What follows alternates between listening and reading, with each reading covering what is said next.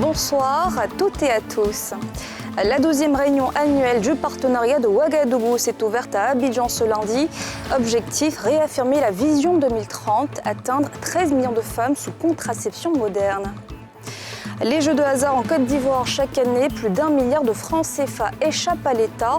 Pour régulariser le secteur, le gouvernement a octroyé le monopole à la loterie nationale, une décision bien accueillie, vous le verrez.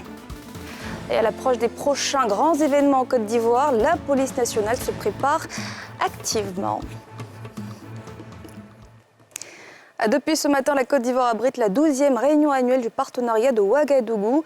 Une réunion qui vise à accélérer les progrès en planification familiale dans 9 pays de la sous-région. L'occasion pour les parties prenantes de réaffirmer l'objectif 2030. Salifia Lekwe, Kimo Eric.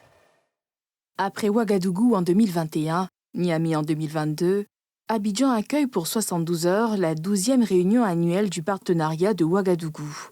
Une initiative de 9 pays pour accélérer les progrès en planification familiale. À l'ouverture des travaux, le chef du gouvernement ivoirien Robert Begré-Mambé, qui présidait les travaux, a affiché le soutien de la Côte d'Ivoire à cette cause. Cette 12e réunion, dont le thème est « Genre et santé reproductive, les stratégies pour un changement social et comportemental en faveur de la jeunesse », s'inscrit parfaitement dans la vision du président de la République à mettre la jeunesse au cœur de toutes les initiatives de développement.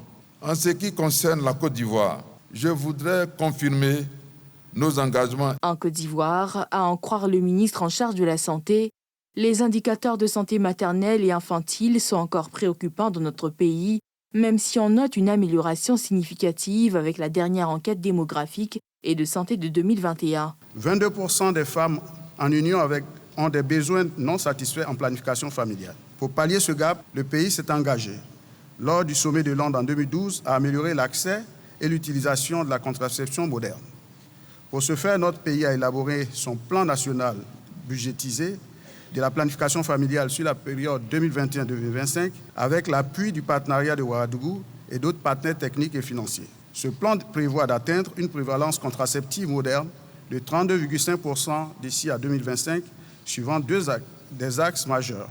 Il s'agit notamment de sensibiliser les communautés pour accroître la demande en adaptant les messages à chaque public. Nous porterons un regard franc et critique sur notre région dans son entièreté, sur les défis qui nous attendent et sur la marche à suivre afin de maximiser nos avancées. Nous exhortons donc le gouvernement de Côte d'Ivoire et les 8 autres du partenariat de Ouagadougou à poursuivre sa marche vers l'atteinte des ODD, le bien-être des femmes et des filles en atteignant cet engagement ambitieux de 2,5 milliards de francs CFA en faveur de la planification familiale. Le partenariat de Ouagadougou a été lancé lors de la conférence régionale sur la population, le développement et la planification familiale, tenue à Ouagadougou au Burkina Faso en février 2011 par les 9 pays francophones de l'Afrique de l'Ouest, notamment le Bénin, le Burkina Faso, la Côte d'Ivoire, la Guinée, le Mali, la Mauritanie, le Niger, le Sénégal et le Togo, en collaboration avec leurs partenaires techniques et financiers, dans le but d'accélérer les progrès de l'utilisation des services de planification familiale dans la région. Je vous le disais, l'industrie des jeux de hasard connaît un essor fulgurant, mais la concurrence déloyale avec les jeux illicites engendre d'importantes pertes financières pour la Côte d'Ivoire. Pour régulariser le secteur, le gouvernement octroie le monopole du secteur à la loterie nationale. Comment ces décisions est-elle perçue? Le reportage de Nadja Eja et de Tanguy Conan. Ce jeune homme est un habitué des jeux de hasard. Son expérience dure maintenant 2 ans. Si à ses débuts, cet adepte des jeux se tournait vers ceux de la loterie nationale, depuis un moment, il préfère ces machines à sous importées de certains pays voisins et appelées abusivement casino. Le jeu de casino, quand tu joues, quand tu mises, l'argent sort directement. Alors que le jeu de loto, quand tu joues, si tu as joué à 10 h, c'est à 18 h ton argent va sortir. Donc, on peut jouer de là, où tu as joué et puis l'argent va sortir vite là. Un avis partagé par cet autre joueur qui ne comprend pas le décret adopté par le gouvernement pour interdire les jeux dits illicites. Chaque jour on joue, mais tu ne peux jamais gagner. Parce eux savent quel pion qu'ils doivent envoyer. Tu peux jouer des millions sans gagner. C'est pour ça qu'on se jette dans les autres jeux hasard. Afin d'interdire les autres jeux hasard, moi, selon moi, c'est pas important, quoi.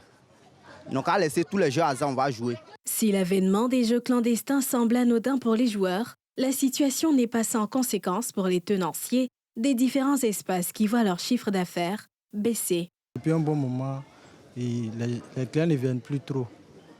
Bon, je ne sais pas, vu ces applications, ces jeux de paris qui viennent de sortir, ça n'arrange pas. Vu que les recettes ont baissé et on n'arrive plus trop à s'en sortir avec par rapport à ce qu'on gagnait avant. Conséquence, d'énormes pertes économiques pour la loterie nationale.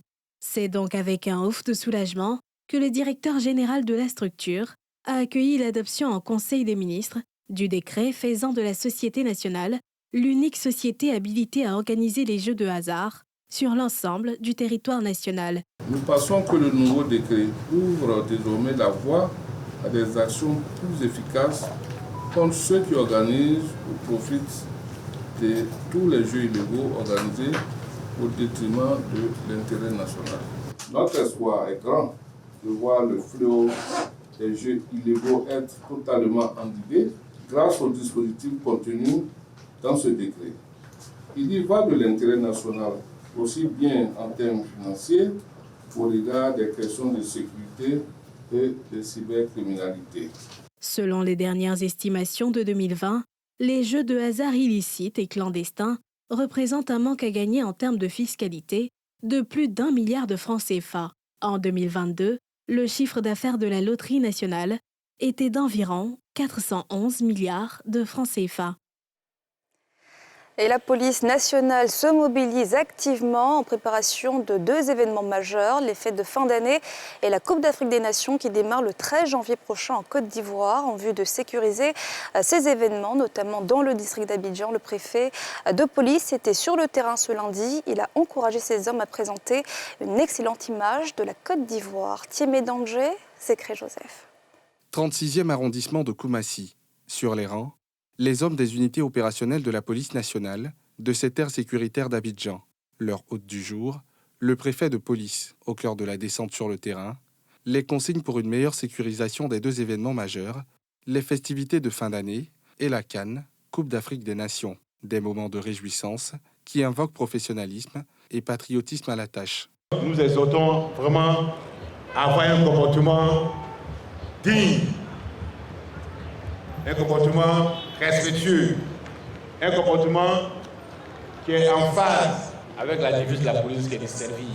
Servir tous ceux qui seront sur le territoire, nos zones de compétence. Pas de violence inutile, pas de mots déplacés, pas de gestes ternissant l'image du pays, plus précisément la police nationale. Devenir correct. Cap maintenant sur l'un des théâtres opérationnels, le marché Roxy d'Adjamé, sanctuaire de la vente de produits pharmaceutiques, distrait du circuit légal. L'officier général de police conduit lui-même la manœuvre de démantèlement de médicaments de qualité inférieure et falsifiés.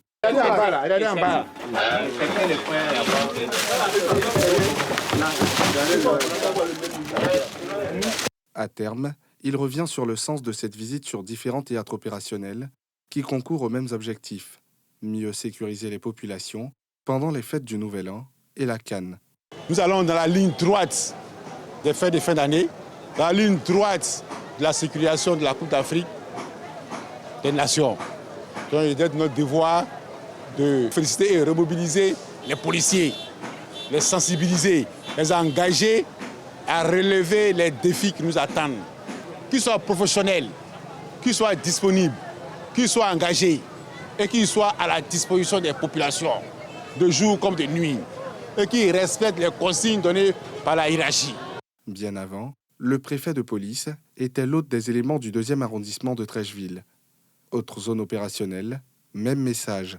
Disponibilité et engagement citoyen des hommes, conformément à la vocation de la police nationale, servir. Dans le cadre du programme jeunesse du gouvernement, ce sont plus de 16 000 jeunes qui bénéficieront du programme des activités génératrices de revenus lancé le 15 juin dernier. Ces jeunes âgés de 18 à 40 ans recevront des financements entre 100 000 et 1 million de francs CFA pour des activités à impact rapide. Le point de ce projet avec Moussani Kema et Fulgence Kissiedou. Pour l'édition 2023, ce sont au moins 16 000 jeunes qui bénéficieront du programme des activités génératrices de revenus de l'Agence Emploi Jeunes. Lancé le 15 juin, ce projet concerne les jeunes de 18 à 40 ans qui envisagent de mener ou de développer des activités à impact rapide dont le besoin de financement s'élève entre 100 000 et 1 million de francs CFA. Les financements sont octroyés sous forme de prêts remboursables avec plusieurs conditions avantageuses de financement, sur une durée de 24 mois maximum, avec une période différée et un taux d'intérêt de 8%, pour une enveloppe de 7 323 750 000 francs. Comme mode opératoire, l'enrôlement, la présélection, la formation, la mise en place des financements et le suivi accompagnement jusqu'au remboursement intégral des prêts contractés. Sur les 16 275, on a 2125 bénéficiaires pour un montant de 956 250 000 dans le cadre du programme de lutte contre la fragilité dans les zones frontalières du Nord et 14 150 bénéficiaires hors ces zones de fragilité pour un montant de 6 367 500 000 francs CFA, avec 60% par les hommes et 40% par les femmes. Les jeunes bénéficient d'un appui à l'élaboration de leur plan d'affaires. À ce jour, ce sont plus de 12 000 jeunes formés et environ 5 000 qui ont déjà reçu des financements pour leur activité. Dénommé guichet AGR classique, ce projet entre dans le cadre du programme jeunesse du gouvernement pour l'année 2023-2025. L'édition 2023 d'Archibat démarre demain au Parc des Expositions d'Abidjan. Avant l'événement, les conseils nationaux des ordres des architectes de l'espace UEMOA étaient en session extraordinaire ce matin afin d'harmoniser leur point de vue, comme nous le montre Pierre Dipomélin dans cet élément. Concertation des architectes des 8 pays de l'espace UEMOA à Abidjan en prélude de Archibat, salon de l'architecture et du bâtiment, dont l'édition 2023 ouvre ses portes dès demain au Parc des Expositions à Port-Bouët.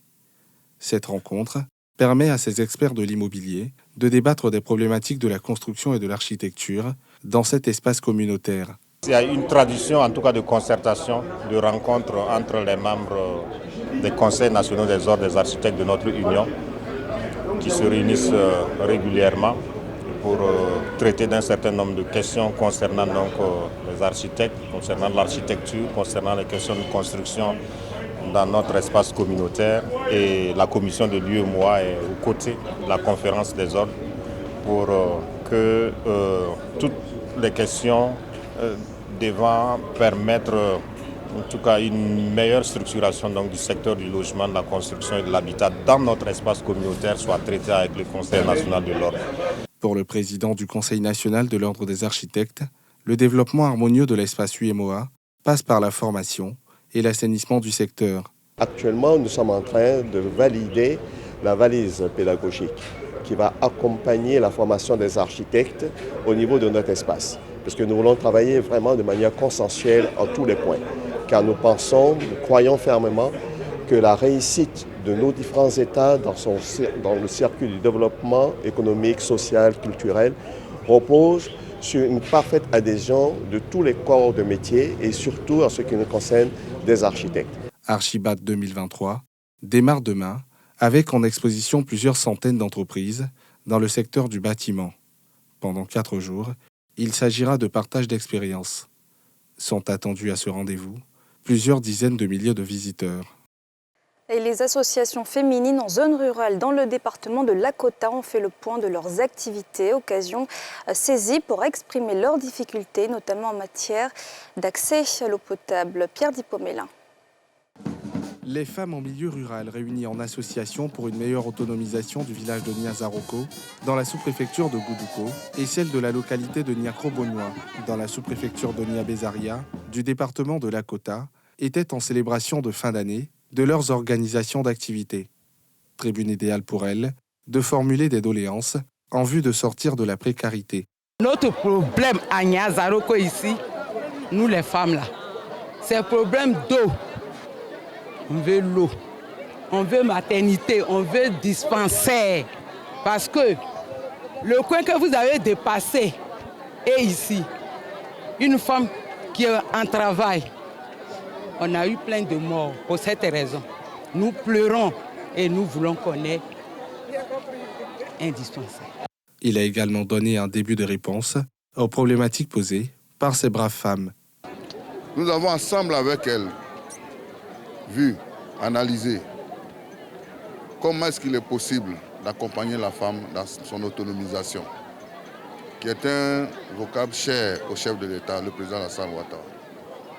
Nous avons donc à notre niveau œuvré pour les accompagner, mais avec l'appui de la marraine de la cérémonie du jour, Madame Patricia Yao, qui nous a mis aussi en mission pour porter un message fort, un message donnant espoir à toutes ces femmes pour qu'elles croient à l'avenir. Cette rencontre des associations féminines du département de Lakota, chaque année, est une opportunité pour mutualiser leurs efforts afin d'appeler à un accompagnement plus accru des cadres de la région. Et voilà, c'est la fin de ce journal. Merci de l'avoir suivi. Surtout, restez avec nous dans un instant. Focus fait divers suivi de NCI Sport. Bonne suite de programme sur la nouvelle chaîne ivoirienne.